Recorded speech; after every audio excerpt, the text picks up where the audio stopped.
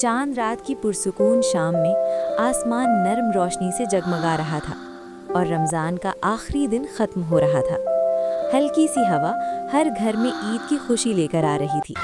اچانک گلیوں میں خوشی کی آوازیں گونج اٹھیں جب بچوں نے خوشی سے کہا کہ چاند نظر آ گیا ہے۔ ننھی عائشہ نے آسمان کی طرف دیکھا۔ اس کی آنکھوں میں چمک اور دل میں خوشی تھی۔ بازار رنگ برنگی روشنیوں، چوڑیوں اور قہقہوں سے بھرے ہوئے تھے، جبکہ مہندی کی میٹھی خوشبو لڑکیوں کے ہاتھوں پر بننے والے خوبصورت نقشوں کے ساتھ پھیل رہی تھی۔